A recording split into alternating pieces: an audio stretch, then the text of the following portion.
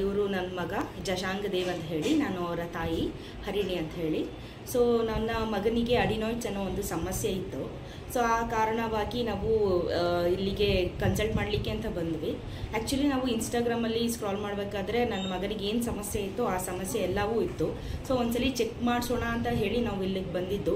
So ನಮ್ಗೆ ಆಶ್ಚರ್ಯ ಕಾದಿದ್ದು ಏನು ಅಂತ ಹೇಳಿದ್ರೆ ಆ ಅಡಿನಾಯ್ಡ್ಸ್ ಸಮಸ್ಯೆ ಗ್ರೇಡ್ 4ಅಲ್ಲಿತ್ತು. ಸೊ ಸರ್ಜರಿಗೆ ಅಂತ ಹೇಳಿ ಸಜೆಸ್ಟ್ ಮಾಡಿದ್ರು ಸರ್ರು. ಆಮೇಲೆ ಸರಿ ಚಿಕ್ಕ ಮಗು ಅಂತ ಹೇಳ್ಬಿಟ್ಟು ನಾವೇನು ಮಾಡಿದ್ವಿ, ಸರಿ ಸೆಕೆಂಡ್ ಒಪಿನಿಯನ್ ತೊಗೊಳಕ್ಕೆ ಅಂತ ಹೇಳಿ ಬೇರೆ ಹಾಸ್ಪಿಟಲ್ಗೂ ಕೂಡ ಹೋಗಿದ್ವಿ. ಅಲ್ಲಿ ಇನ್ನೊಂದೇನು ಅಂತ ಹೇಳಿದ್ರೆ ಅಲ್ಲೂ ಕೂಡ ಡಾಕ್ಟರ್ ಸೌತ್ ಸರ್ ಬಂದು ಮಾಡ್ತಾರೆ ಅಂತ ಹೇಳಿದಾಗ ನಮಗೆ ಖುಷಿ ಆಯಿತು.